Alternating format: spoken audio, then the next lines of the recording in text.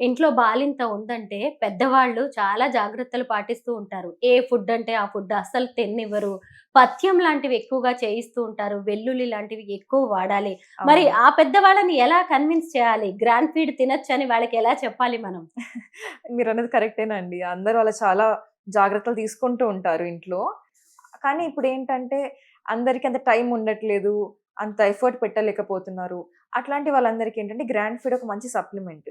ఇప్పుడు వాళ్ళని కన్విన్స్ చేయడం కూడా చాలా ఈజీ. అంటే మనకి దీంట్లో ఆర్టిఫిషియల్ కాంపోనెంట్స్, ప్రిజర్వేటివ్స్ అట్లా ఉన్నాయి. సైడ్ ఎఫెక్ట్స్ వస్తాయేమో అంటే వాళ్ళు డెఫినిట్‌గా వద్దనే చెప్తారు. కానీ మనకి దీంట్లో శతావరి ఉంది. అది కూడా వాళ్ళు ఆయుర్వేద మెడిసిన్‌లో బాగా వాడతారు. పూర్వకాలంలో కూడా మనకి చూసినట్టయితే బాలింతలకి బాగా ఇచ్చేవాళ్ళంట. కానీ శతావరి కొంచెం ఏంటంటే వగరుగా, చేదుగా అట్లా ఉంటది. తినబుద్ధి కాదు. చాలా మంది తినకుండా అవాయిడ్ చేస్తూ ఉంటారు. కానీ మనకి లాక్టేషన్ బార్‌లో ఇప్పుడు గ్రాండ్ ఫీడ్‌లో ఏంటంటే డ్రై ఫ్రూట్స్‌తో పాటు కొంచెం తేనె, కోకోవా వేయడం వల్ల చాలా రుచికరంగా ఉంటుంది. హ్యాపీగా తినొచ్చు.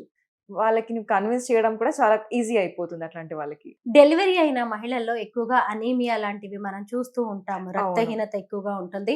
అలాగే పోస్ట్ పార్టమ్ డిప్రెషన్ అనేది కూడా ఎక్కువగా ఉంటుంది. మరి ఈ గ్రాండ్ ఫీడ్ ద్వారా అలాంటి వాటిని తగ్గించుకోవచ్చా? డెఫినైట్‌లీ అండి. మీరన్నట్టు రక్తహీనత ఉన్న వాళ్ళకి, లేదంటే పోస్ట్ పార్టమ్ డిప్రెషన్ ఉన్న వాళ్ళకి, దీంట్లో ఉన్న పోషకాలన్నీ బాగా హెల్ప్ చేస్తాయి. వాళ్ళకి రక్తం కౌంట్ పెంచుకోవడానికి, అంటే బ్లడ్ ఇంక్రీజ్ చేసుకోవడానికి, పోస్ట్ పార్టమ్ డిప్రెషన్ రాకుండా ఉండడానికి, అట్లా ఉండకుండా హెల్ప్ చేసేది మనకి గ్రాండ్ ఫీడ్. మోడల్స్ లాంటి వాళ్ళు, యాక్ట్రెస్ లేదంటే సినీ సెలబ్రిటీస్ ఇంకా వేరు వేరు ఫీల్డ్స్‌లో ఉన్నవాళ్ళు కూడా సరే మిల్క్ ఉన్నా సరే పిల్లలకివ్వడానికి పెద్దగా ఇష్టపడరు. ఎందుకంటే బ్రెస్ట్ సాగింగ్ లాంటివి ఉంటాయి. షేప్ ఔట్ అవుతామో అని చెప్పి అనుకుంటా ఉంటారు. అలాంటి వాళ్ళకి మరి గ్రాండ్ ఫీడ్‌ని మీరు రిఫర్ చేస్తారా? డెఫినైట్‌లీ అండి. ఎందుకంటే అట్లా అనుకుంటూ ఉంటారు చాలామంది. కానీ బ్రెస్ట్ ఫీడింగ్ చాలా ఇంపార్టెంట్. ఇప్పుడు బ్రెస్ట్ ఫీడింగ్ చెయ్యట్లేదు అంటే ఫ్యూచర్‌లో ఒవేరియన్ క్యాన్సర్, బ్రెస్ట్ క్యాన్సర్ ఇవన్నీ వచ్చే రిస్క్ చాలా ఎక్కువుంటుంది. అవన్నిటికన్నా కొంచెం ఒకవేళ ఏమన్నా సాగింగ్ ఉంది, లేదంటే అట్లాంటి ఇష్యూస్ ఏమైనా ఉన్నాయి అంటే కొంచెం వర్కౌట్స్ చేసుకొని, అట్లా ఏమన్నా చేసుకొని దాన్ని కవర్ అప్ చేసుకున్నట్టయితే కొంచెం బెటర్ అండి.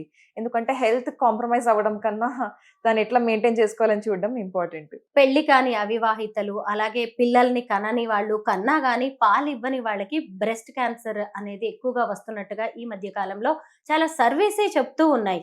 మరి అవును. గ్రాండ్ ఫీడ్ ద్వారా అసలు ఇలాంటి బ్రెస్ట్ క్యాన్సర్ లాంటివి రాకుండా ఎలా తగ్గించుకోవచ్చు?